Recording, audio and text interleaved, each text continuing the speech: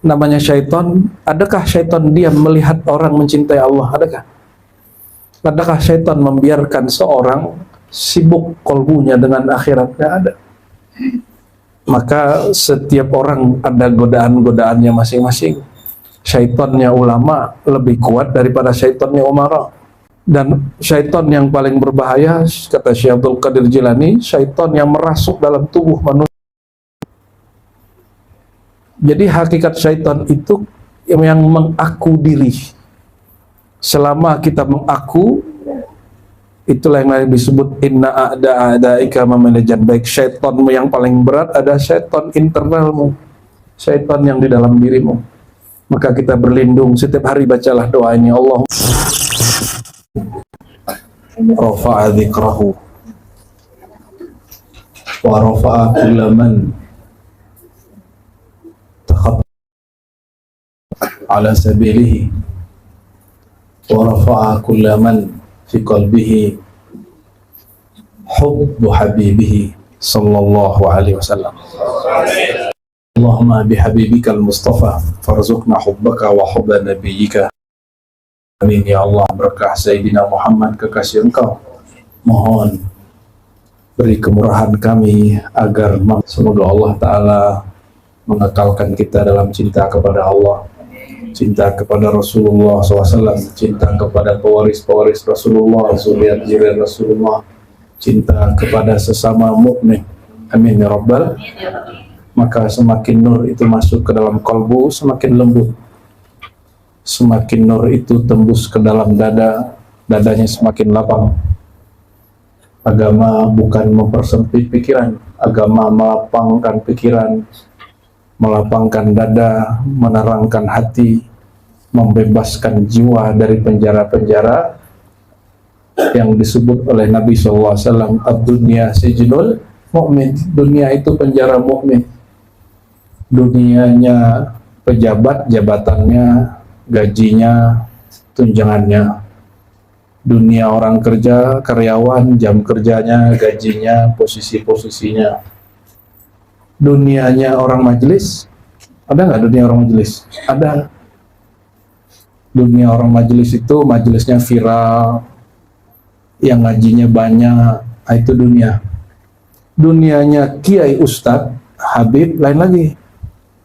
Kata Imam Al-Ghazali, dunianya para mu'alim, para ulama itu al-jah, kemuliaan, al-atba, pengikut. Karena kalau banyak ada kemuliaan, ada pengikut, ada jadwal, maka jadwal itu juga dunia. Lalu mana yang akhiratnya seorang mu'alim? Ilmu yang diajarkan. Jadi aktivitas mengajar itu akhiratnya. Kalau yang khidmat sama, aktivitas berkhidmat, ikut ngaji, mengorbankan waktu, mengurangi jam tidur, itu bagian dari akhiratnya orang khidmat. Jangan salah, guru-guru itu juga khidmat. Namun di tengah jalan kadang-kadang kita digoda oleh diri kita sendiri, ya, digoda oleh was-was sendiri. Sejahat-jahat orang, dia tidak akan jahat karena gangguan orang lain. Yang jahat itu dalam diri kita. Ini ada suara jin nih Pak Haji nih. Ya. Jin apa nih? Jin mikrofon. Nah, kita coba ganti. Cuma jin begini nggak menakutkan. Jin-jinan. Allahumma sholli ala sayyidina Muhammad. Kalau orang pesantren dunianya jumlah santri, bangunan baru, beli tanah baru. Ya, betul nggak? Apa akhiratnya? Aktivitas mengajar. Nah, namun kadang aktivitas mengajar ini namanya syaitan. Adakah syaitan diam melihat orang mencintai Allah? Adakah? Adakah syaitan membiarkan seorang sibuk kolbunya dengan akhirat? Tidak ada. Maka setiap orang ada godaan-godaannya masing-masing. Syaitannya ulama lebih kuat daripada syaitannya umara. Apalagi dari syaitannya muridnya. Kalau ulama itu syaitannya ulama juga. Dan syaitan yang paling berbahaya, kata Syekh Abdul Qadir Jilani, syaitan yang merasuk dalam tubuh manusia. Jadi hakikat syaitan itu yang mengaku diri. Selama kita mengaku, itulah yang disebut inna a'da'ika mamanajan. Baik syaitanmu yang paling berat ada syaitan internalmu, syaitan yang di dalam dirimu. Maka kita berlindung, setiap hari bacalah doa ini, Allahumma inni a'udzubika min syarri nafsi. Ya Allah, lindungi aku dari syaitan diriku.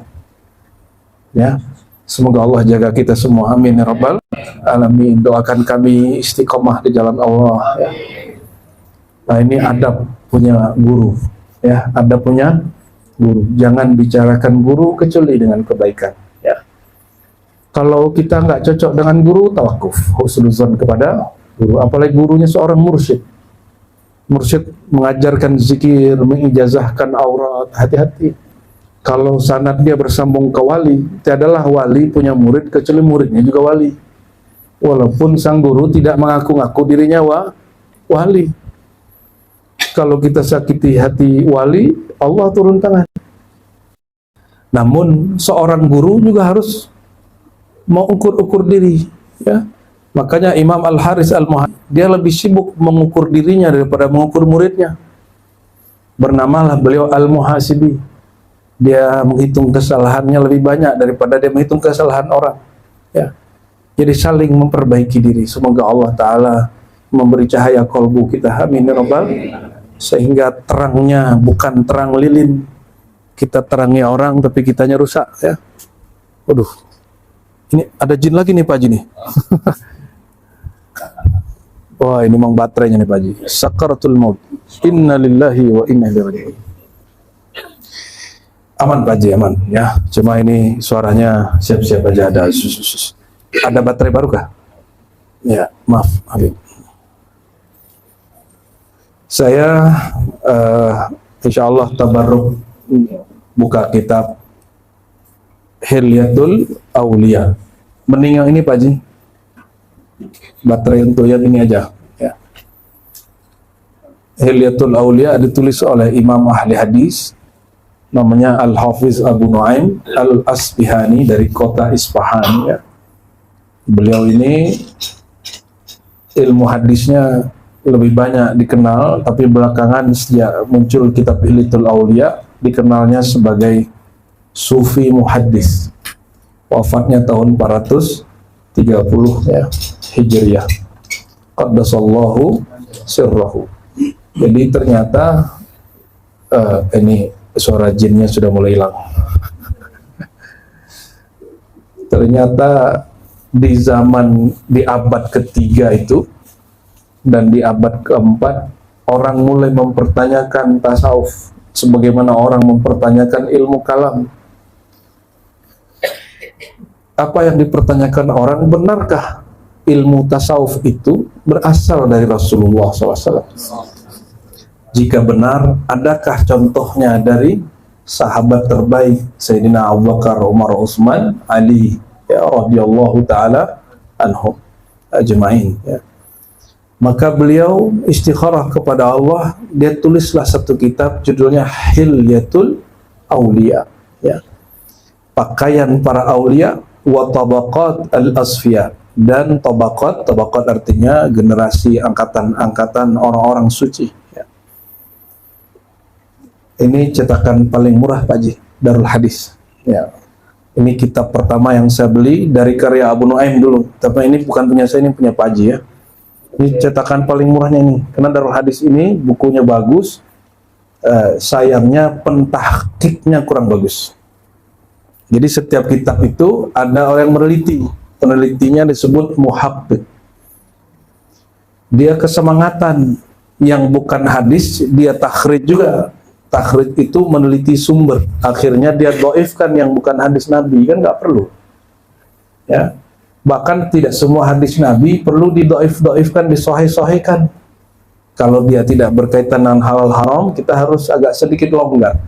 Oleh karena itu, ulama kita kalau nulis kitab sirah nabawi, kitab-kitab maulid, kitab tarikh, sejarah, itu nggak ada yang ketat pakai hadis. Kenapa? Tidak berkaitan dengan halal dan haram. Kata Sayyidina Ahmad bin Hanbal, Imam Ahmad bin Hanbal itu pendiri mazhab Hanbali. Idza rawaina fil halal wal haram tashaddadna. Kalau kami meriwayatkan hadis yang halal haram, kami ketat karena berurusan dengan hukum syariat. Wa idza rawaina fi ma siwa dzalik tasahalna.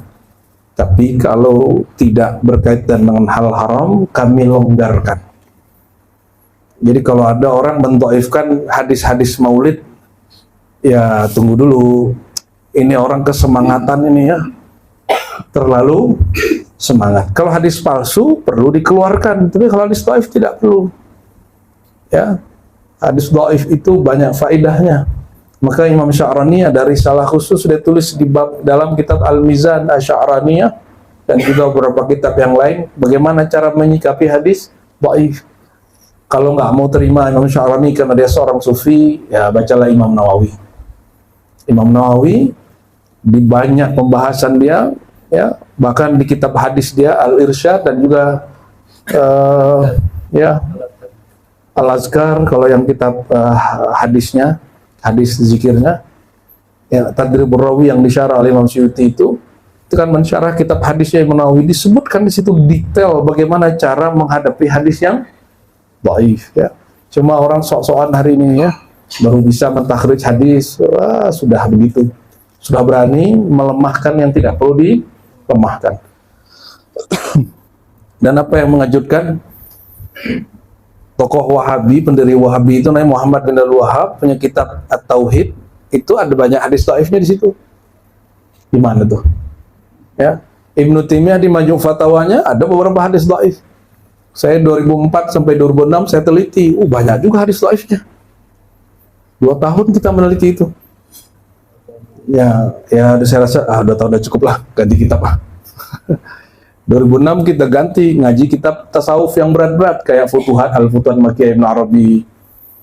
Saya kaget ketika ada dosen saya mengatakan apa? Ibnu Arabi itu kafir karena mengajarkan wahdatul wujud yang sekarang lagi digaung-gaungkan lagi oleh Syekh Said Fodah yang dari Yordan. Ya. Kita nggak mau taklid mengkafir-kafirkan orang, bahaya. Kita kaji dari awal kitab sampai kitab 9 jilid. Walam ajid al-kufra fihi walau kana harfan. Saya tidak ketemu satu kufur pun di dalamnya. Yang ada hanya sebelumnya saya salah faham, beliau tidak bermaksud begitu. Itu yang ada. Nah, itu mukadimahnya biar pusing dikit kepalanya. Ngomong apa lah Rozini gitu ya. Ini bisa diganti lagi nggak Pak Haji? Suaranya bagus Pak Haji.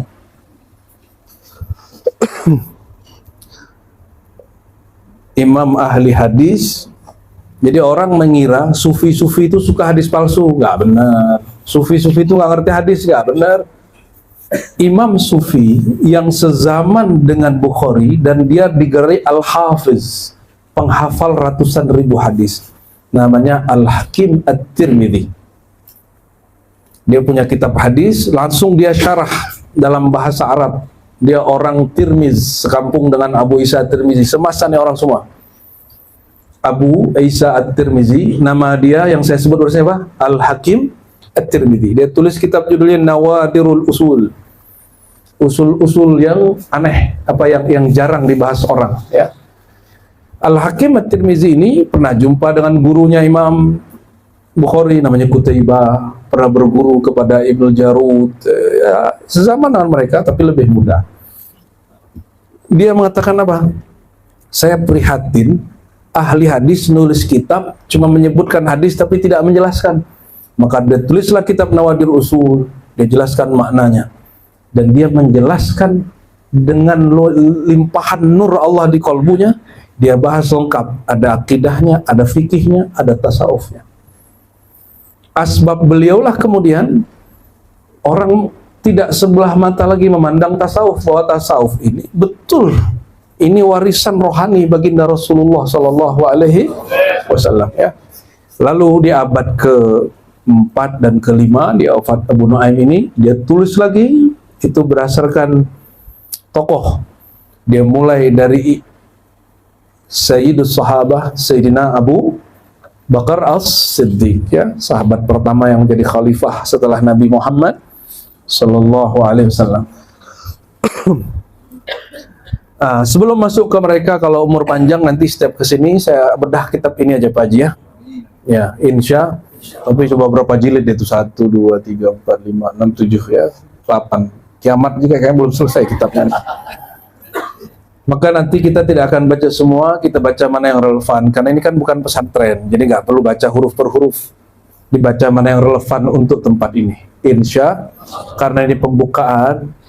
Tadinya mau agak serius sedikit, request dari Bundur ini nih, ya langsung ke kolbu. Aduh, kalau saya lihat wajah-wajahnya ini belum wajah kolbu semua ini. Ya, pelan-pelan lah. Karena kolbu itu tidak dibahas di dalam fikih kecuali niat, tidak dibahas dalam ilmu akidah kecuali hanya tasdik. Ya, apa itu iman? Tasdik dalam kolbu. Kan begitu aja kan? Kalau dalam tasawuf diurai sedalam mungkin sampai kepada halnya, makomnya, kondisi-kondisinya, pencapaian-pencapaiannya, bagaimana cara pindah-pindah makom. Itu detail dan ilmu ini sudah ada kitabnya, jadi ilmiah. Sudah ada sekolah rohaninya namanya Thariqah. Sudah ada rektornya, mursyidnya. Cuma mereka mursyid tanpa pangkat, tanpa jabatan, tanpa tunjangan dari pemerintah.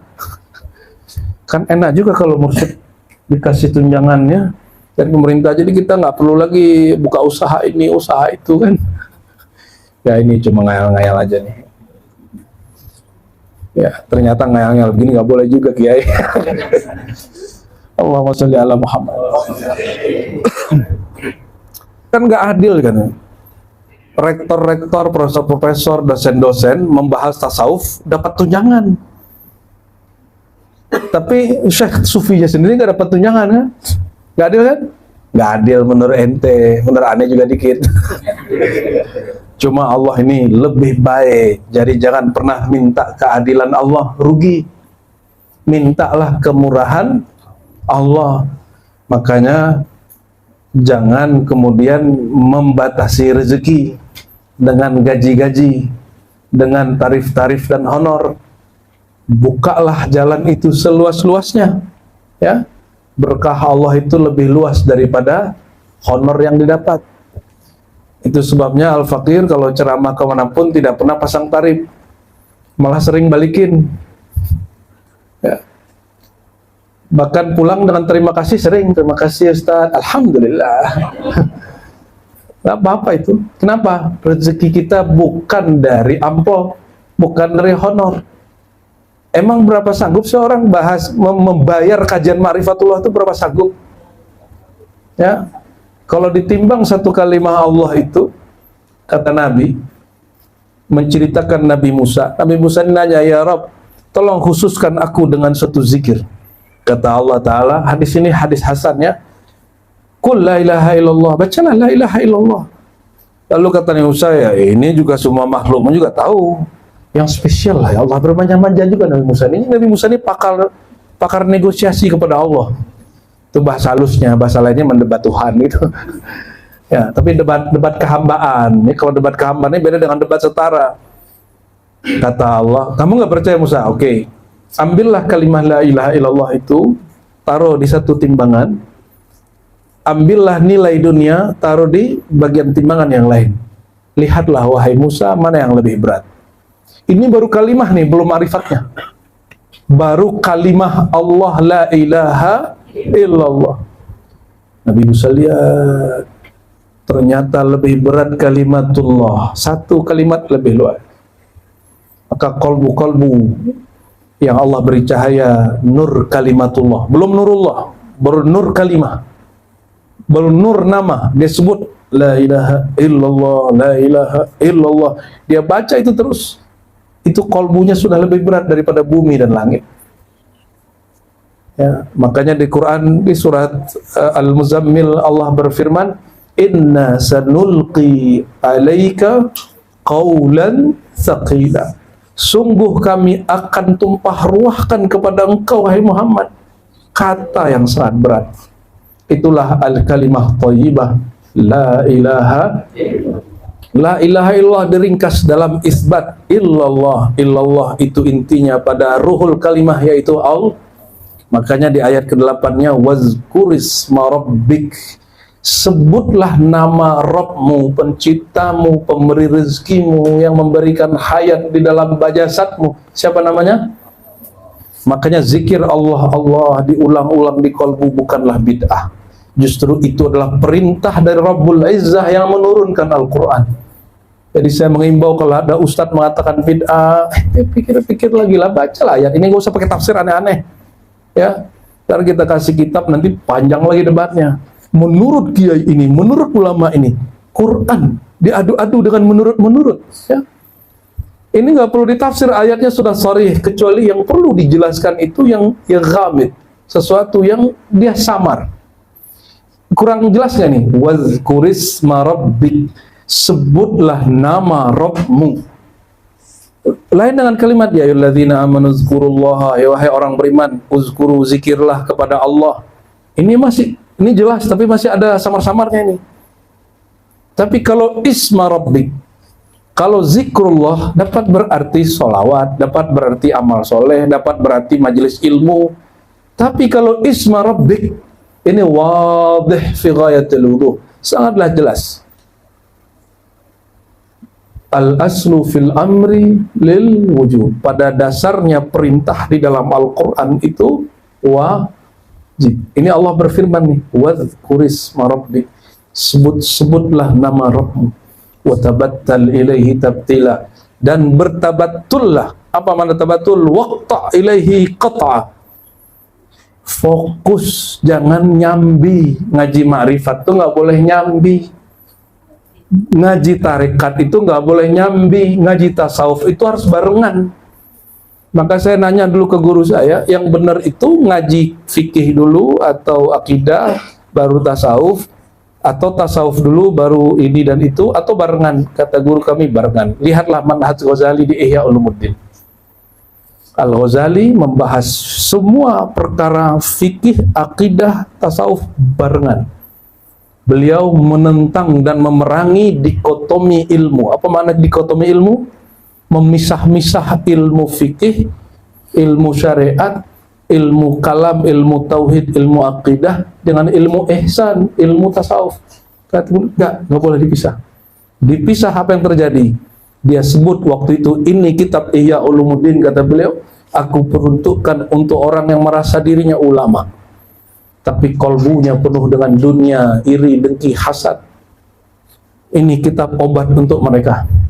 Itu Ihya Ulumuddin. Maka jilid 1, jilid 2, jilid 3 lebih dasar lagi, jilid 4, itulah jalan keluarnya.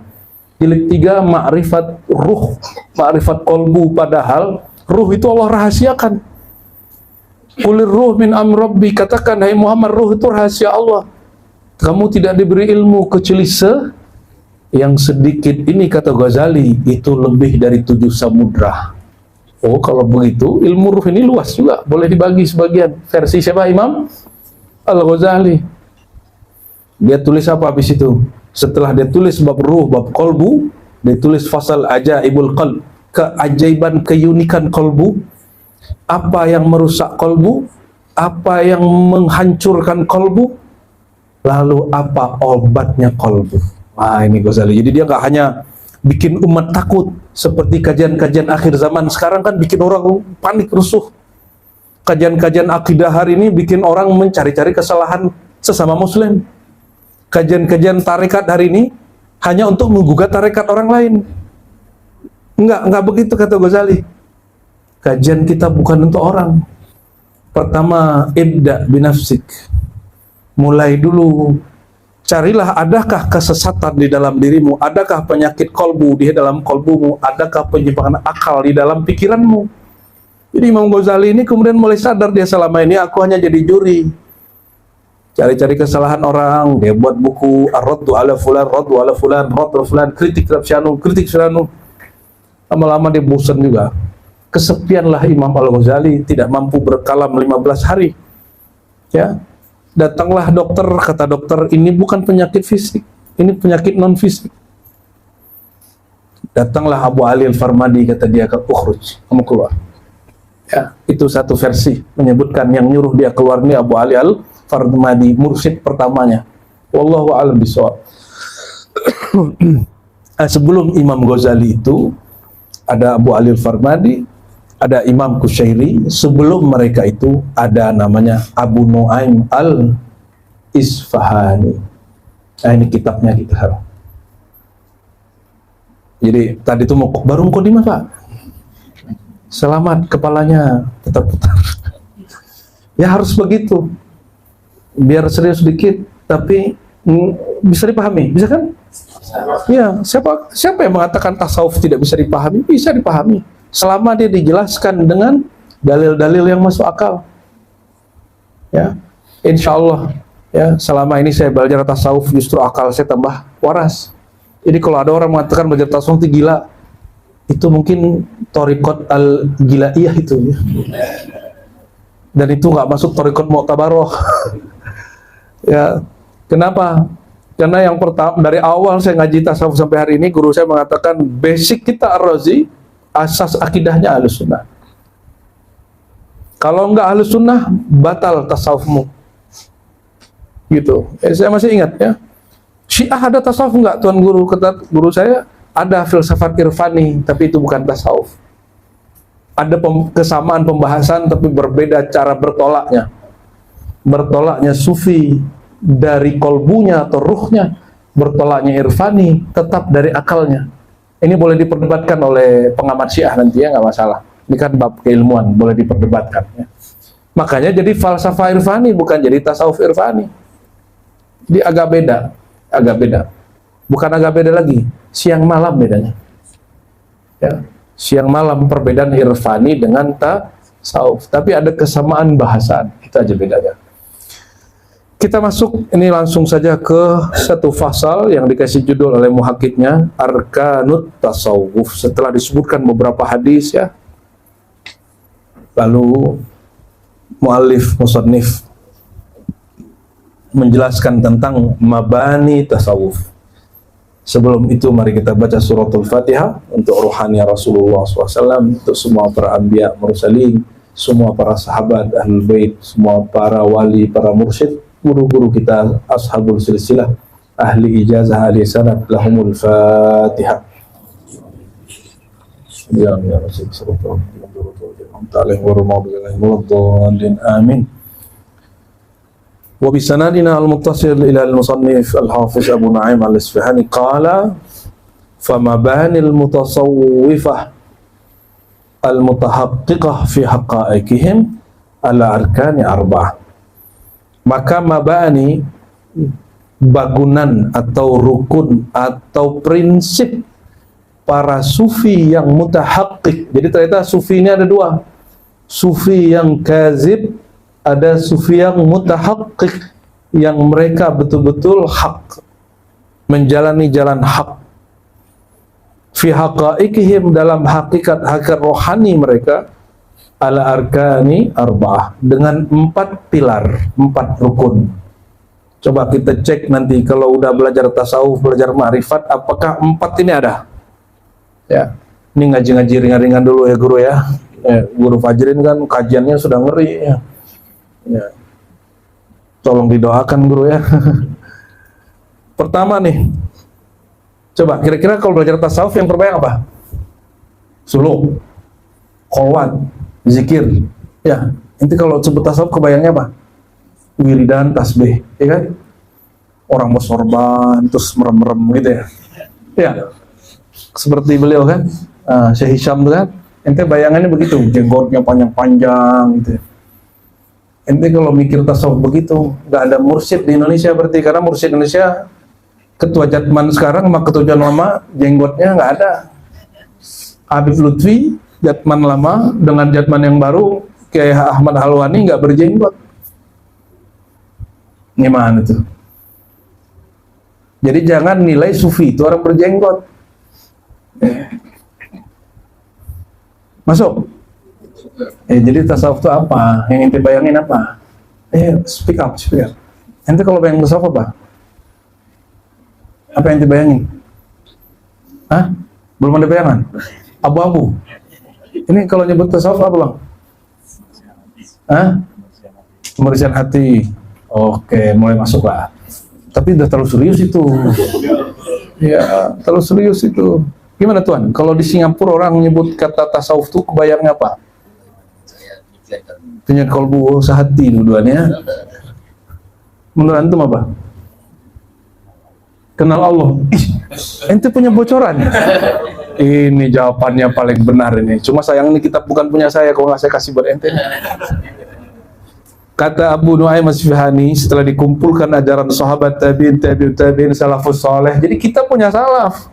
Salaf kita jelas ada silsilah sanadnya, dapat dibuktikan kesahihannya.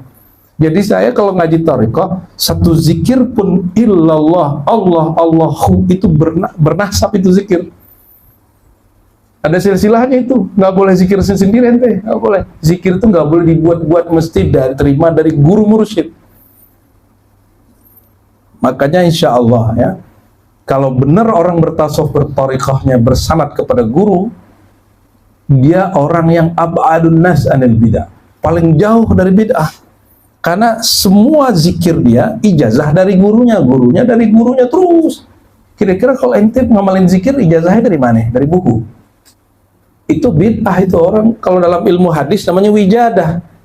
Zikir nemu di kitab. Apalagi nemunya di YouTube. Ya, al-YouTube. Ya, sekarang kan suara di YouTube bisa diedit AI. Hati-hati. Mukanya muka aneh kan, zikirnya ternyata bukan zikir kita. Makanya kalaupun kata Syekh Ali Jum'ah, kalau mau ngaji lewat sosial media pastikan otoritatif. Apa mana otoritatif? Benar-benar dari channel orang itu atau murid-muridnya atau muhibbin-muhibbinnya yang jujur. Kalau enggak haram ya, sanadnya ghair muttasil wal amal bihi mamnu, mengamalkan dengannya terlarang ya. Jadi ente bener ya, tasawuf itu yang pertama bukan penyucian dulu. Kalau penyucian terlalu serius itu terlalu berat. Yang pertama dulu, yang ringan-ringan dulu, yang selama ini dikira orang berat, padahal itu paling basic, yaitu mengenal. Maka kata musannif, rukun pertama tasawuf bukan amal zahir, bukan amal qalbu, amal batin, tapi amal sir. Apa amal sir? Ma'rifatullah. Ma'rifatullahi tabaraka wa ta'ala, mengenal Allah. Jadi mengenal Allah itulah awal tasawuf, bukan zikir-zikiran, bukan wirid-wiridan, bukan khalwat mujahadah riyadhah, itu nanti. Orang kalau tidak kenal Allah, dia tidak akan mau duduk lama-lama zikir. Kenapa orang mau kerja berangkat pagi pulang sore? Karena dia tahu nilai yang akan dia dapat di akhir bulan. Kenapa orang mau sujud lama-lama, habis sujud, habis assalamualaikum masih zikir lagi? Kalau karyawan yang diharapkan gaji, ganjaran. Saya mau tanya, ibu-ibu ini masak buat suami, apalagi khidmat buat suami, minta gaji atau berharap cinta dibalas? Cinta dibalas, dapat perhatian pasangan, itu levelnya sudah up, itu udah tinggi itu. Insya Allah ibu ini tidak ada yang material ya, walaupun suka materi, tapi mencintai suaminya bukan karena urusan dompet lagi semata. Dompet itu hanya penunjang fasilitas. Betul Bu ya? Beneran nih. Besok-besok jangan nafkah ya. Coba dilihat bener nggak cintanya. Allahumma sholli ala Muhammad. Karena istri kenal ke suaminya, maka dia khidmat.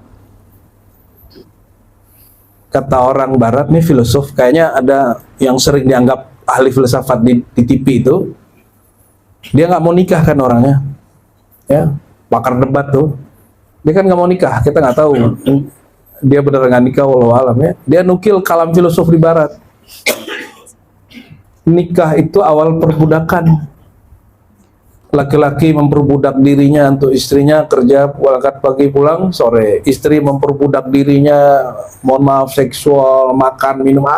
Itu logika orang barat. Coba dia tinggal di Indonesia, dia pakai cara berpikir orang barat, dia salam. Orang kalau nggak pernah menikah, nggak tahu filsafat mengalah. Ya, betul nggak? Filosofi mengalah. Ini yang jomblo-jomblo ya? Ente masih jomblo?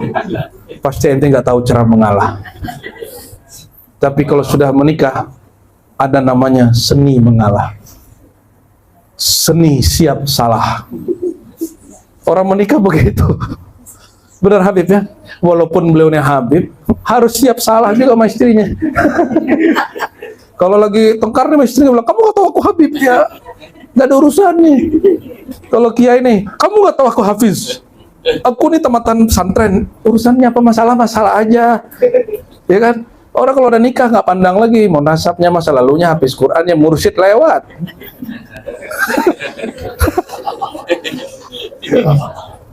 Jangankan itu, ada makhluk mulia setelah Nabi Muhammad, setelah Abu Bakar Siddiq. Kalau dia jalan, setan lari. Namanya siapa? Itu dibentak bininya, dia diam aja. Ini bukan alasan loh ibu bentak suami.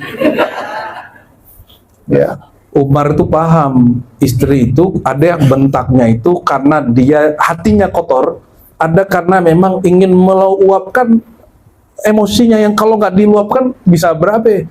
Ya, bisa-bisa terjadi kebakaran internal. Nah, ini harus dipahami oleh laki-laki ya.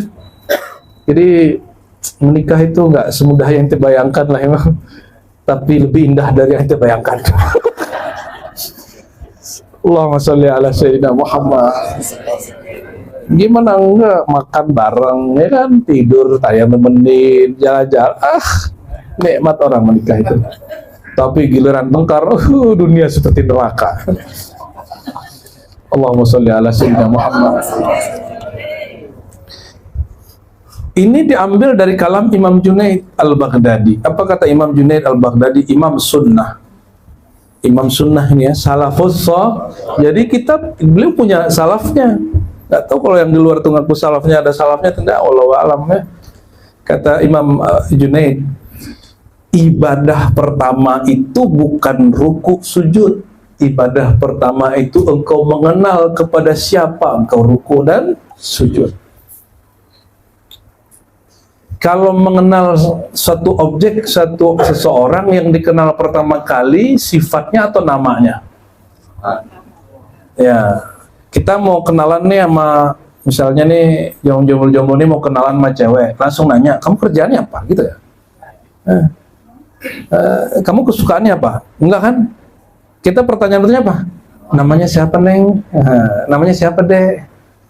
Gitu kita nanyanya. Enggak langsung, kamu alamatmu di mana? Kasih dong nomornya. Digampar itu mah dintar. Jadi ketika orang mengenal Allah, walillahil matsalul a'la, kepada Allah lebih tinggi lagi kiasnya, permisalannya. Jika mengenal makhluk Allah harus melalui nama, maka mengenal Allah yang maha mulia juga melalui nama. Setelah kenal nama, baru kenal sifat yang punya nama. Setelah kenal sifat yang punya nama, barulah kenal rahasia-rahasia dia. Ini yang menikah-menikah ini kan sudah tahu rahasia pasangannya kan? Bunyi ngoroknya, bau keteknya, ya kan?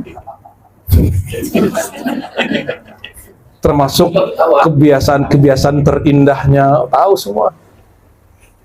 Kebiasaan buruknya, ya, sampai jadi lagu kan, kekuranganmu adalah kesempurnaanku. Ada nggak percaya itu? Itu mah cara-cara cowok tuh gombalin bini aja itu ya. Allahumma sholli ala sayyidina Muhammad. Wa ma'rifatullah itu turunannya apa? Ma'rifatu asma'ihi wa sifatihi wa af'alihi. Mengenal nama-namanya, sifat-sifatnya, dan af'al perbuatan-perbuatannya. Kok nggak masuk zatnya ya? Oh, disinilah berarti ada penyimpangan hari ini kalau orang mengatakan ma'rifatuz zat. Oh, enggak juga. Enggak begitu. Ini tasawuf dalam definisi umum. Ma'rifatullahnya cukup kenal nama, kenal sifat, kenal af'al. karena sudah ada dalilnya di Quran, di Sunnah. Adapun mengenal zat, itulah rahasia yang ada di kolbu setiap wali Allah, yang kalau dia buka batal kewaliannya atau dia dimatikan beberapa waktu setelahnya. Makanya tidak masuk kan di situ. Hanya 3 marifat: marifat nama, marifat sifat, marifat af'al. Marifat zat gak dimasukkan. Terus kenapa Syekh Arsyad Al-Banjari, Syekh Abdul Somad Palembani, ya, Syekh Nafis, Daud Fatani, Yusuf Al-Makassari, Abdul Rauf Singkili memasukkan yang keempat, yaitu marifatuz zat. Hanya sebatas menjelaskan bahwa di atas langit adalah, di atas gunung ada gunung yang lebih tinggi, di atas makom ada makam tanpa makom. Laisa kamislihi syai', karena dia tidak berupa, dia tidak ada sesuatu permisalan terhadapnya. Maka ma'rifat zat itu adalah rahasia yang Allah tanam keilmuannya di dalam ruhnya para kekasihnya. Itulah yang membuat Sayyidina Muhammad SAW jumpa Allah tidak pingsan. Ya, kata Imam Hakim Tirmizi, semua para nabi hanya diberikan ilmu sampai nama, sifat, af'al. Paling tinggi af'al, paling tinggi sifat. Hanya Nabi Muhammad yang diberikan ilmu ma'rifatuz zat. Hanya Nabi Muhammad SAW. Itulah kerahasiaan dalam lembaga diri beliau, yang jika beliau wariskan kepada para pengikutnya, itu menjadi rahasia sirrul walayah. Oleh Syekh Abdul Qadir Jilani, dari sirni dia bungkus-bungkus lagi, mana yang kira-kira boleh dibuka, disebutlah sirrul asrar. Oleh Syekh Al-Qurani diringkas, ditalkhis, ditahzib, jadilah yang sekarang kita kenal. Jadi itu nggak langsung karya Syekh Abdul Qadir Jilani, itu sudah ditahzib oleh Al-Qurani, gurunya Abdul Rauf Singkili di Madinah, mursyid 40 thariqah. Kalau kita bullshit, kalau beliau ya, sebut saja aku ini hina, ya, nggak pantas kita megang-megang begitu. Beliau yang pantas. Dia ringkas-ringkas, jadilah itu. Maka uslub bahasa Sirrul Asrar bukan gaya gramatikal, gaya bahasanya Syekh Abdul Qadir Jilani, tapi gaya bahasa ulama-ulama setelahnya. Mungkin ada kitab Sirrul Asrar yang aslinya. Itu cuma apa yang dibuka. Dia tidak buka juga rahasia zat. Dia hanya buka pintu mengenal Allah adalah mengenal diri. Dia bukalah bagian diri yang mana yang bisa berkoneksi kepada zat. Itu doang. Dia tidak pernah buka ma'rifatuz zat. Jadi setinggi-tinggi kajian para aulia dari dulu, ya, dia hanya buka lembaga diri yang paling dalam, paling sejati dalam diri. Man arafa nafsahu faqad arafa rabbuh. Siapa kenal dirinya, kalau kenal nama diri, sifat diri, af'al diri, maka bisa nanti dibalik, fanakan nama, kenal nama Allah. Fanakan sifat, kenal sifat Allah. Fanakan af'al, kenal af'al Allah. Fanakan zat, kenal zat. Nah, gimana cara mengamfanakan zat? Ah, inilah yang tidak dibuka dalam kitab itu. Ya, beliau hanya mengatakan pintu orang mengenal dirinya dua. Satu taubat, kedua talqin zikir. Talqin tauhid ma'rifat. Talqin itu artinya dua, mengajarkan zikirnya, dan kedua mengajarkan ma'rifatnya. Maka metode talqin itu sekarang maknanya jadi sempit. Orang talqin itu sekarang cuma talqin zikir baiat. Enggak.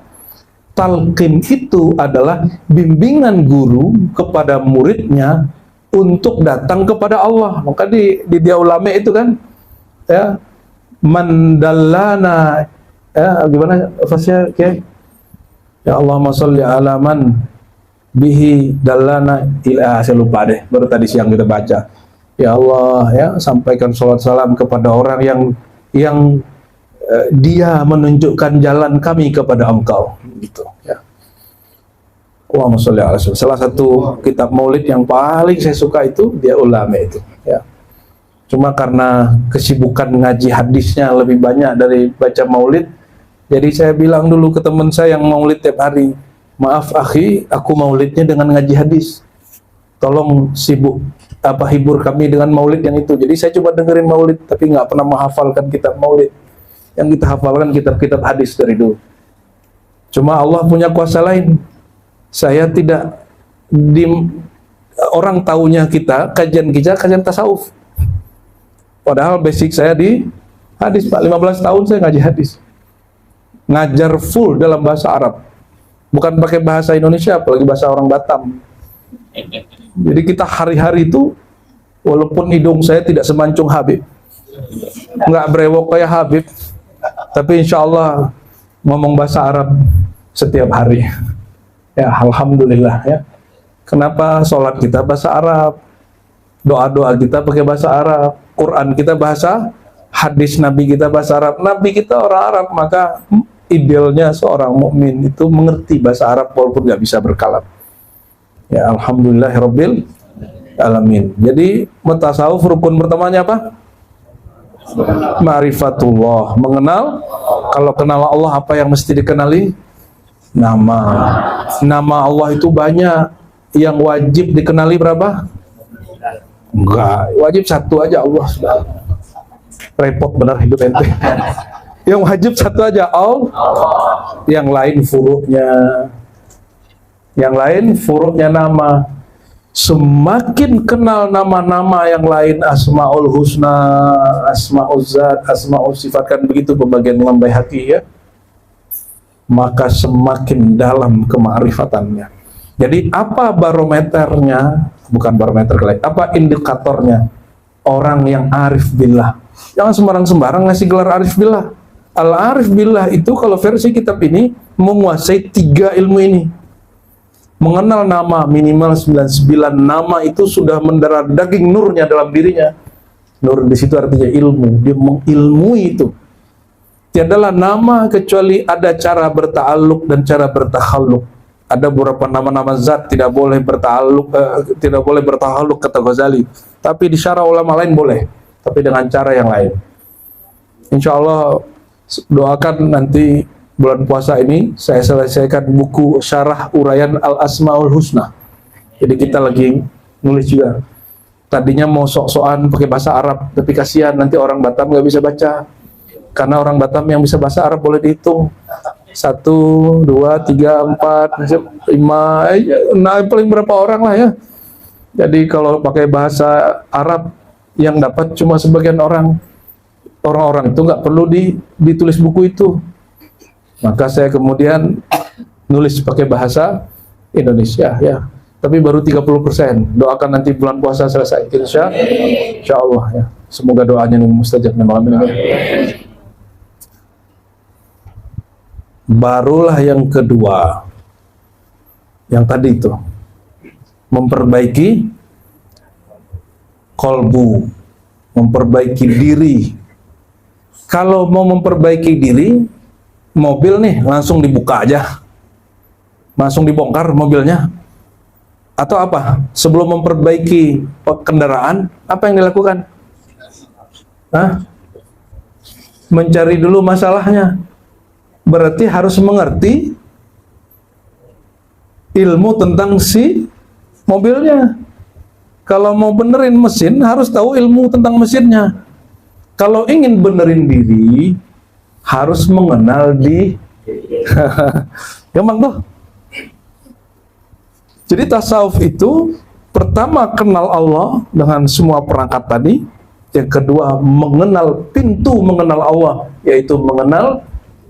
Kalau mau memperbaiki, yang dibenerin itu yang sudah baik atau yang rusak. Jangan seperti apa kalau dokter tuh yang bisa menghancurkan sel-sel baik itu apa namanya, di kemo apa ya? Jangan pakai teori kemo. Tasawuf ini enggak, dia buat pemetaan, di screening dulu. Di bagian manakah di dalam dirinya ada penyakit? Itu caranya pakai istighfar. Jadi seorang guru itu tidak semuanya diberikan kasyaf langsung. Tapi ketika dia mentalkin muridnya, dia mulai setelah syahadat, dia mulai istighfar. Astagfirullah. Dia nggak perlu buka mata. Astagfirullah, semua muridnya baca istighfar. Nanti gurunya mulai screening. Astagfirullah, dosa mataku, astagfirullah, dan semua muridnya ikut. Nanti ketahuan di mana rusaknya. Oh, di pandangan, di pendengaran, sampai ujung kaki. Ya, Kalau pernah berdosa sekali saja di bagian tubuh itu, dan dia sadar itu dosa, pasti dia kemudian menangis, atau minimal bergetar.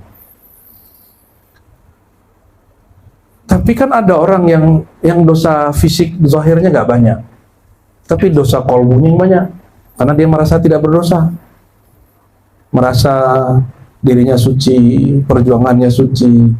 Kalau di kalangan para mu'alim nih, ini beliau-beliau ini kayak kami ini, ujiannya satu. Ujian saya itu, ini saya kasih tahu ya, ujian saya itu merasa berilmu. Saya nggak tahu Pak Kiai barangkali sama, Habib barangkali sama. Kalau Habib ada tambahan, ujian bernasab. Ya, sama nasib. Ya. Tapi ada tambahan lagi, karena saya alhamdulillah dibesarkan di dunia thariqah dan diangkat jadi mursyid oleh guru, ujian merasa mursyid, itu lebih berat lagi. Sedikit saja ada rasa merasa mursyid, sudah nggak, muridnya nggak ada yang usul kepada Allah, dirinya aja nggak usul pakai muridnya. Itu lo ngeri itu ya. Jadi jangan dikira jadi mursyid itu enak.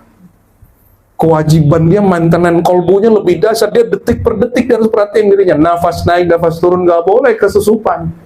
Kesusupan, disitulah para mursyid itu kemudian rusak dirinya, rusak majelisnya, rusak murid-muridnya. Nafas. Karena kalau guru itu, mohon maaf ya, mohon maaf, orang thariqah itu dizikir dengan seluruh darahnya, tulangnya, dagingnya, uratnya sudah zikir semua. Ada zikir lataif, 7 latifah, kolbunya zikir, semua dizikirkan. Organ luar, organ batin, organ semua, sampai otak, sampai sel terkecil di otak itu diajak zikir semua. Disebut kullu jasad. Satu sel berzikir. Di mana masuknya? Syaitan nggak masuk lewat itu. Makanya di Quran dikatakan syaitan itu datang dari depan, dari belakang, dari apa? Dari mana? Gimana? Min amamihim, ya. Ya itu ya, min khalfihim, kiri kanan, bahkan dari atas enggak ya? Enggak. Karena atas ini tempat turunnya khatir Rabbani namanya. Khatir itu lintasan dari Allah, dia masuk lewat zut di bagian ubun-ubun, tembus langsung ke dalam kolbu. Dari kolbu tembus ke dalam sir. Jadi ada juga ilmunya, mengetahui ini ilham dari syaitan atau bukan, harus tahu dari mana dia datangnya. Hati-hati, ini banyak mursyid-mursyid kena, habis zikir, abahnya habis zikir, Pak Yai ini habis zikir, kemudian dapat ilham, atau ilhamnya ilham setan. Ya. Makanya ada mursyid ngangkat Imam Mahdi. Kalau mursyid ngangkat Imam Mahdi, berarti dia lebih tinggi dari Imam Mahdi dong. Halo. Ya, cuma karena merasa dapat ilham habis zikir. Kalau habis zikir, siapa tahu ilhamnya muncul dari depan, syaitan itu. Dari belakang, syaitan itu. Tapi kalau turunnya dari atas pun jangan dibayangkan dari atas. Itu maksudnya the khatir Rabbani. Ya.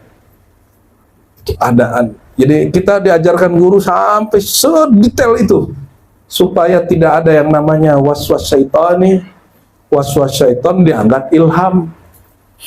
Jadi kalau ada orang datangin beretas halu, saya tanya balik, pertanyaan ente datangnya dari mana? Jangan-jangan ente sendiri halu, ya kan? Jangan-jangan pertanyaan sendiri muncul dari kesombongan dirinya, bukan karena kemurnian pertanyaan yang ada di dalam diri. Ini yang amalan Syekh Abdul Qadir Jilani. Kata Syekh Abdul Qadir Jilani, aku tidaklah makan, tidaklah minum, tiadalah nikah, tiadalah kawin, tiadalah cerai, tiadalah jalan, tiadalah safar, tiadalah mukim, tiadalah ngajar, tiadalah diam, tiadalah bicara, kecuali izin dari baginda Rasulullah SAW. Rasulullah sudah wafat tahun 10 atau 11 Hijriah. Syekh Abdul Qadir tahun 400-an. Di akal ente nyampe nggak? Kalau akalnya belum di-upgrade, nggak nyampe. Gimana minta izin sama orang yang sudah wafat? Gitu ya? Boleh nggak bilang mengatakan Nabi mati? Boleh nggak? Kalau saya seorang mufti, saya akan hukum semua ustadz yang mengatakan Nabi mati. Kalau muftinya mufti di Saudi. Kalau di Indonesia mufti nggak digaji. Fatwanya pun tidak berkekuatan hukum. Inilah, ini orang samping sini kan mufti nih. MUI kan. Ya, MUI ini, kalau ini lain lagi nih, sekretaris Jatman ini lebih ngeri lagi. Allahumma sholli ala Muhammad. Seandainya saya berada di negeri yang fatwanya berkekuatan hukum, saya akan memanggil siapapun yang mengatakan Nabi mati. Itulah yang disampaikan oleh Imam Subki dulu. Termasuk mengatakan Nabi miskin. Dua pantangan ini dikatakan oleh sebagian pendai. Ya, apalagi yang mengatakan Nabi dengan kata-kata tidak pantas ya. Baik dari masa kecilnya sampai beliau wafat. Kenapa kok bisa begitu? Ini adab kepada baginda Rasulullah SAW. Quran, coba Quran. Jangankan Nabi, para syuhada dilarang, dan larangan di Quran ini yufidu tahrim. Dilarang mengatakan syuhada mati. Wala taqulu liman yuqtalu fi sabilillahi amwat. Jangan sekali-kali engkau, bukan jangan sekali, jangan gitu aja. An-nahyu. Jangan engkau mengatakan orang yang berjuang fisabilillah lalu gugur itu mati. Saya mau tanya, lebih mulia Nabi atau para syuhada? Syuhada ini kan gak semua orang ulama, maka aulia ulama lebih tinggi daripada syuhada. Jangankan mengatakan Nabi dan wali mati, syuhada walaupun dia nggak ulama, nggak boleh dikatakan mati. Paham maksudnya? Jadi mulai malam ini tidak ada lagi yang ngomong Nabi mati tahun berapa gitu, ganti wafat. Wafat itu artinya kesempurnaan, bukan mati. Oleh karena itu Allah menggunakan istilah itu ke Nabi Isa, inni mutawaffika wa rafi'uka ilai. Sungguh aku menyempurnakan engkau, bahasa Arabnya wafat, mutawaffika mewafatkan engkau.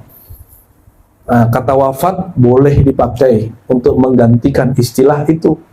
Karena Allah gunakan untuk Nabi Isa, berarti boleh untuk semua para nabi. Nah, ini istinbat ahkamnya begitu. Ya. Allahumma sholli ala sayyidina Muhammad. Sudah jam berapa ini?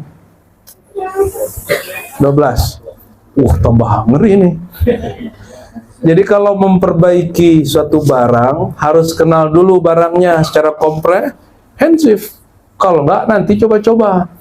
Sebagian orang yang memperbaiki motor, mobil, begitu. Begitu juga sebagian dokter. Sebagian dokter ini kadang ya nggak tahu ini penyakit apa nih, cobain dulu ya. Coba ini akhirnya jadi kelinci percobaan pada manusia. Ya, adalah beberapa kawan kita, kawannya ya sebelum operasi masih saya hello, cium, selesai operasi nggak sadar-sadar lagi pasangannya.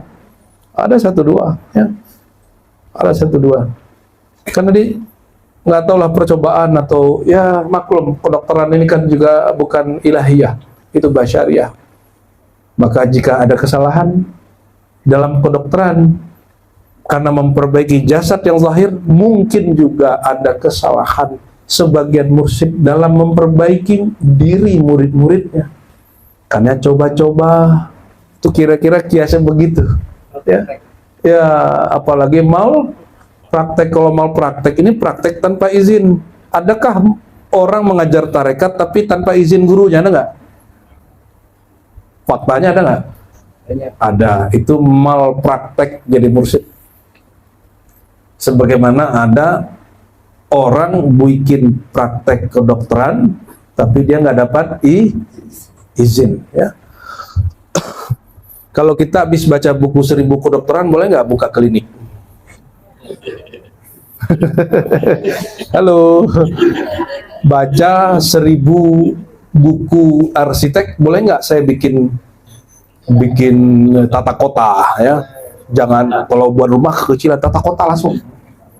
Nggak boleh ya. Kalau saya sudah baca 1000 buku tasawuf, bolehkah saya menjadi mursyid? Harus izin dari mursyid sebelumnya. Supaya bersambung kepada surah Al-Ahzab. Ya, wahai Nabi, inna arsalnaka syahidan wa mubasyiran wa nadhira wa da'iyan ilallahi biidnihi wa sirajan munira. Jadi Rasulullah SAW pun dapat ijazah dari Allah, izin. Wa da'iyan ilallahi biiznih, Tuh, kalimatnya begitu. Dan Rasulullah itu mengajak orang kepada Allah dengan izin Allah sendiri. Itulah izin langsung. Maka mursyid ini ada dua jenis. Mursyid yang sahih ya. Mursyid yang dapat ijazah dari gurunya lewat kertas, lewat tulisan, lewat kalam ajastuka. Aku ijazahkan engkau menjadi mursyid. Ada mursyid al-Muhammadi. Dia dapat ijazah dari gurunya secara kertas, secara lisan, dan rohaninya, man ra'ani fil manam fasayarani yaqazatan. Siapa yang berjumpa aku di alam bawah sadarnya mimpi, Allah akan perjumpakan, diberikan rasa jumpa itu di saat dia jaga. Hadis sahih Bukhari. Hadis sahih Bukhari. Kalau orang nggak ngerti dikira ketemu Nabi ini epilepsi, sakit ayan. Enggak, dia nggak paham. Orang ayan itu gimana? Dia gitu-gitu dulu kan? Kalau Rasulullah begitu nggak? Orang jumpa Nabi baik zahir batin, yaqzah, manaman, sadar ataupun lagi tidur, nggak ada begitu. Nggak ada begitu ya. Kalaupun ada, ya paling dia ngomong getar aja. Rasulullah pernah mengatakan, bukan Rasulullah ya, Sayyidah Aisyah nanya ya, wahai Rasulullah, bagaimanakah wahyu datang kepadamu? Kemudian di hadis yang lain disebutkan Nabi pernah kedatangan wahyu lagi musim dingin itu berkeringat. Ya, di hadis yang lain Nabi ditanya bagaimana wahyu datang kepadamu, beliau mengatakan jika datang seperti suara lonceng itu paling berat. Ya, wa huwa asyaddu alayya, itu paling berat sekali. Dan itu bukan sakit ayan atau epilepsi. Jadi ada efeknya juga orang dapat wahyu itu. Ini yang disebut dengan jazbah, jazab. Jadi ada wali jazab, itu dia. Nabi Muhammad hanya sampai keringat. Kalau kita dapat hal yang sama bisa hancur lebur. Nabi Musa pingsan. Al-Halat langsung salah ngomong dia, anal haq. Syekh Siti Jenar langsung kebalik-balik dia ngomong anallah. Itu karena rahasia itu turun. Ilhamnya itu turun. Ketukar-tukar. Ternyata pernah ada itu di hadis Nabi, hadis Sahih Muslim. Seorang sahabat, dia lagi safar, itu ontaknya hilang. Dia udah cari kemana-mana gak jumpa. Sampai ketiduran di bawah pohon. Bangun-bangun dijilatin sama ontaknya. Hadis Muslim ada di Riyadhus Shalihin ya. Dijilat-jilatin. Wah sudah kaget, ya Allah. Ya Allah, anta abdi wa ana rabbuka. Kata si hamba sahabat ini, saking farhan bahagianya dia, ya Allah, engkaulah hambaku, akulah Rabbmu. Kebalik-balik. Dan itu Nabi mengatakan Allah tersenyum. Harusnya menghadapi Al-Halat, Syekh Siti Jenar itu pakai senyum, jangan pakai fatwa haram sesat. Ya, jadi mohon maaf saya nggak sepaham dengan kiai yang mengatakan Syekh Siti Jenar sesat. Allah aja tersenyum kok main beginian. Saya nggak sepaham kalau orang mata Al-Halat sesat, nggak. Demi Allah nggak ridho kita. Ini manhaj Imam Ghazali yang diambil dari sunnah Nabi Muhammad SAW, bahwa Allah tersenyum. Harusnya kita senyum juga lah sama orang begitu ya. Mungkin dia lagi mabuk kali gitu aja. Mabuk cinta. Kebalik-balik ngomongnya. Orang kasmaran aja kadang bisa berbulan-bulan. Dunia seakan milik mereka berdua. Gimana kalau orang jatuh cinta ke Rasulullah SAW? Bagaimana kalau orang cintanya kepada Allah Rabbul Alamin? Bisa mabuk nggak kepayang itu. Itulah Al-Halaj. Makanya nama Al-Halaj masih dinukil dalam kitab Awariful Ma'arif yang menjadi ummahat kutub tasawuf. Nih, induk kitab tasawuf itu pertama, ya, pegang ya. Satu, Risalah Kusyairiyah. Kedua, Awariful Ma'arif. Ya, yang lebih awal sebenarnya Kutul Qulub Abu Talib Al-Makki. Berikutnya Ihya Ulumuddin. 4 aja. Ya, yang lain tambah-tambahan. Nah, nanti baru dari 4 inilah muncullah banyak kitab. Ya. Salah satunya Fathur Rabbani, Syekh Abdul Qadir Jilani, Futuhul Ghaib. Itu sudah level-level yang seriusnya itu. Itu kalau versi saya Al-Ummahat Al-Arba'ah, bukan Sittah ya. 4 kitab utama dalam tasawuf, ya. Nah, di Ribat kita alhamdulillah sudah khatam itu Awarul Ma'arif 2 kali. Alhamdulillah, nikmat dari Allah. Risalah Kusyairiyah kita bikin di masjid dulu di Bintaro. Alhamdulillah juga secara global sudah selesai. Ya. Hikam itu turunannya sudah, ya. Hikam itu bukan kitab induk yang 4 itu. Dia turunan dari yang 4 itu. Terus apa tadi? Kutul Qulub 2 jilid. Baru Ihya Ulum. Jadi kalau kita baca Kutul Qulub dan Ihya Ulumuddin itu mirip sekali. Karena Imam Ghazali banyak terinspirasi oleh Imam Abu Thalib Al-Makki, pengarang Kutul Qulub. Baik, kembali ke sini. Jadi rukun tasawuf kedua adalah sebelum memperbaiki diri apa dulu? Mengenal diri. Diri ini terbagi, kalau yang mau memperbaiki tabiat zahir harus kenali diri yang zahir. Kalau ingin memperbaiki diri yang hakiki, diri yang batini, diri yang sirri, maka harus mengenal, ya. Kalau tubuh itu, kalau dalam biologi namanya apa? Kalau anatomi, ada anatomi biologis, ada anatomi nafsaniyah pada jiwa sukma, ada anatomi qalbiyah, qalbu, ada anatomi sirriyah, dan ada yang dirahasiakan Allah, anatomi ruhaniyah. Ada anatomi semua, ya. Kalau bahasa guru kami dulu namanya lembaga diri. Ini dipakai oleh Buya Hamka, ya. Buya Hamka buat buku lembaga diri.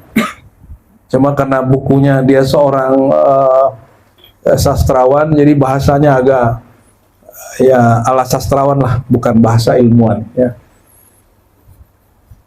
Harus mengenal diri. Nah, ringkasnya ujung mengenal diri itu bukan supaya kita menjadi Tuhan.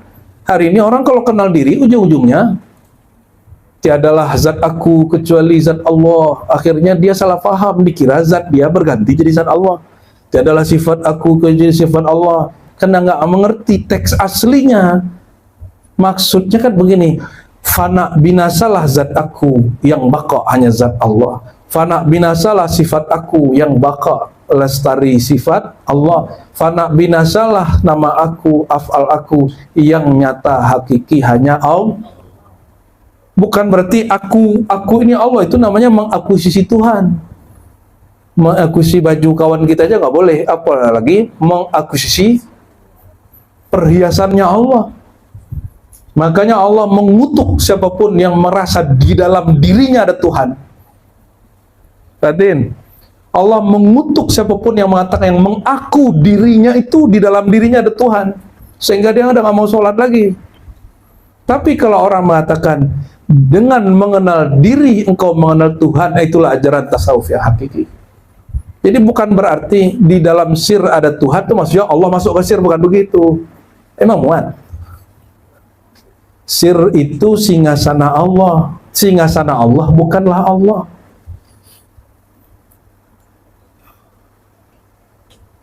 Masjid itu Baitullah, betul nggak? Allah tinggal di masjid. Kata Imam Ghazali, qalbul mu'min Baitullah. Di mukhtasarnya lain, qalbul mu'min Arsyullah. Qalbu mu'min yang pertama itu qalbu fuad. Qalbu mu'min yang kedua itu sir. Sebuah sirnya mukmin singgasana Allah, itu yang disebut sir. Tapi perhatikan, rumah atau singgasana istana Allah bukanlah Allah. Gimana? Ini mulai pemanasan ini. Tambah malam, tambah seru. Ngaji kita begini harus malam. Kalau siang-siang tuh garing gitu ya. Karena kalau ngantuk bisa dilewatin, alam bawah sadarnya menjadi sadar. Disitulah orang merasakan rasa arzauk itu menjadi tajam. Maka kata Imam Suyuti, jangankan ilmu tasawuf, ilmu hadis pun kata beliau, bukan dengan bitamanni wala la'alla wala laitani. Ilmu ini bukan dengan semoga aku bisa begini, semoga aku enggak. Ilmu ini bisahar, Anda harus bergadang. Ya. nggak cukup menghafal, nggak cukup membaca, dia harus begadang. Ngapain begadang? Bisa mutola'ah, bisa muzakarah, bisa begini nih. Ini juga talqin, tapi talqin kajiannya. Ada talqin thariqahnya, itu beda. Ini talqin ilmunya, ya. Tadi kalau ada barang rusak harus kenal dulu apa yang disebut barang tidak rusak. Ya benar nggak? Udah tahu mana anatomi yang rusak, baru dibenerin yang rusaknya. Jangan sampai diganggu yang tidak rusaknya. Kalau perlu dibongkar harus tahu cara masangnya. Ini banyak yang boleh membongkar tapi tidak mampu cara memasangnya. Habis dibikin orang penasaran tapi nggak diobati penasarannya. Ya. Habis buka kajian khusyuk tapi nggak diajarkan cara khusyuknya. Habis buka kajian zikrullah tapi tidak ditalkinkan cara zikirnya, ya. Tapi talqin itu mahal, nggak boleh diobral, ya. Talqin itu mahal, tidak boleh maka diribat. Kalau kami belum punya surau atau majelis yang betul-betul diijazahkan di daerah, kok boleh talqin di situ. Harus orangnya datang ke Jakarta. Makanya teman-teman di Singapura itu beberapa orang, ya, bulan lalu, ya, itu ke Jakarta. Nggak mau tahu saya, ya. Ilmu ini nggak boleh diobral, mohon maaf. Kecuali di Singapura atau di Batam sudah ada surau atau majelis binaan ribat, langsung diijazahkan. Maka baru boleh gurunya, mursyidnya ngutus khalifahnya untuk bikin talqin di situ. Kalau nggak nanti dia melanggar kebesaran nama Allah itu sendiri. Jadi mohon maaf, kenapa udah berapa kali ini ijazah talqinnya bertalqin umum saja, ya, umum, belum ada yang khusus. Karena talqin thariqah itu nanti ada wazifahnya, ada tugas-tugas hariannya. Takut nggak sanggup, ngaji-ngaji aja dulu. Karena ngaji ma'rifatullah itu ruhnya thariqah. Ngaji ma'rifatullah ruhnya. Kalau zikiran nggak kenal yang nama yang disebut dalam zikir, gimana? Ya capek, ya. Itu yang bikin orang lelah berzikir. Kenapa baru 15 menit udah mulai ngantuk zikiran tuh, ya. Tapi giliran buka YouTube, buka TV Netflix, 2 jam pun kita ini, bahkan 15 episode pun Korea khatam. Kenapa? Karena ada yang dilihat, ada yang didengar, tahu jalan cerita. Inilah bedanya orang belajar thariqah. Di thariqah itu ada kaifiatnya. Minimal setengah jam dia nggak akan beranjak. Kalau sudah suluk 24 jam, karena sudah tahu metodenya. Walaupun kalau lagi zikir pikiran kita akan diganggu. Jadi kenapa kalau sholat, zikir, pikiran itu macam-macam, benar nggak? Oh sama semua, ya. Kasihan deh lo. Berarti zikirnya jangankan tembus ke kolbu, nembus otak aja belum. Jadi kalau zikir, sholat, pikirannya masih kemana-mana. Kata Imam Shibli, kolbu, kolbani, 2 kolbu. Kolbun mustaghillatun bid dunya, wa qalbun mustaghillatun bil akhirah. Ada qalbu yang sibuk dunia, ada yang sudah sibuk akhirat. Saya tambahkan yang 3. Qalbun ishtaghallat bi rabbid dunya wal akhirah. Yang dia sibuk dengan Tuhannya dunia dan Tuhannya ya, Imam Shibli lagi ngomong ke orang awam. Qalbu ada 2. Qalbu sibuk dunia, saat dia beramal akhirat, pikiran dunianya masuk ke amalnya. Begitu nggak? Tadi sholat maghrib, sholat isya, kebayang-bayang makan malam nggak? Ya, kebayang ini itu. Ya udah akui saja lah kalau buku ini masih tertawan oleh dunia, sehingga dalam amal akhirat pun masih kepikiran baca Quran, masih berharap apa? Sholawat beratus biar jadi duit, masih begitu. Berarti amal akhirat di hatinya masih dia sudah amal akhirat, tapi karena ghalabahu hubbud dunya, karena cinta dunia menguasainya, sudah beramal akhirat pun dunia kolbunya masih belum hilang, ya. Dan sebaliknya, kalau kolbu yang sudah sibuk akhirat, ya, dia masuk ke urusan dunia, semangat akhirat di bawah. Semoga malam ini naik tingkatnya. Syukur-syukur sampai yang 3. Kolbunya sibuk dengan pemilik dunia dan akhirat. Itu yang disebut al-arif billah, orang yang kenal Allah, ya. Ya, jadi rukun tasawuf kedua mengenal diri, rusaknya di mana, apa penyebabnya, ma'rifat was-wasnya, lawannya diri yang merusak diri, cara-cara lawan merusak diri, ya. Wa ma'rifatu wasawisil adu wa makaidihi wa madallihi, ya. Jadi mengenal diri itu akan otomatis mengenal musuhnya diri. Bahwa musuh diri sendiri adalah dirinya sendiri. Syaitan itu sebenarnya diri kita sendiri. Kegelapan dalam diri itulah syaitan yang berbahaya. Kalau setan jin mah gampang, baca tawus kabur dia, baca kulkul yang 3 hilang dia, baca ayat kursi nggak ada lagi dia mendekat. Tapi kalau yang di dalam diri, mau baca ayat kursi 70.000 kali, dia tetap bersemayam. Wa ma'rifatud dunya wa ghururiha wa tafniniha wa talwiniha. Yang berikutnya ini nomor 4. Tadi apa? Mengenal diri yang merusak diri, yang kedua mengenal was-was musuh, yang keempat mengenal dunia, tipuannya, indahnya, warnanya. Kayak tadi, dunianya orang khidmat beda dengan dunia jamaah, jamaah beda dengan guru, antara guru ini dengan guru lain lagi. Dunianya dosen dengan dunianya kiai beda. Ya, dunianya ustadz yang ada di sosmed dengan ustadz yang tidak ada sosmed beda lagi. Beda-beda. Coba nanti nih Ustadz Khairul nih kalau dikomentari orang, dibully orang di sosmed, hatinya berubah nggak? Apalagi dibully secara zahir. Kalau kita nggak dihargai orang secara online, tersinggung, gimana kalau offline? Kita ini nggak perlu dihargai orang. Kalau kita tahu harga diri kita nggak perlu dihargai oleh orang-orang yang mengerti. Hanya orang-orang yang mengerti yang akan menghargai. Makanya orang-orang yang kenal mutiara nurullah, nur ilmu itu, dia nggak sedih kalau ada yang merendahkan dia. Dia juga gak jumawa kalau ada yang puji-puji dia. Kenapa? Karena dia punya pengenalan rahasia terhadap barang yang dia pegang itu. Oleh karena itu, orang paling percaya diri, orang yang paling kenal diri, ya. Orang yang percaya diri, orang yang kenal dan mengenal diri adalah pintu mengenal Allah Rabbul Izzati. Ya. Kembali ke ungkapan tadi, ini bukan hadis, man arafa nafsahu faqad arafa rabbahu, diriwayatkan dari Yahya bin Muaz Ar-Razi, dimimpikan oleh Imam Ibn Arabi. Dia bertanya, ya Rasulullah, kata ahli hadis ini bukan hadis, betulkah demikian? Enggak, itu kalamku. Oleh karena itu Ibn Arabi selalu mengatakan qala Rasulullah, ya. Orang yang mengkafirkan Ibn Arabi nggak tahu udah berapa kali mimpi ketemu Nabi, ya. Cuma hanya persoalan wahdatul wujud tidak paham.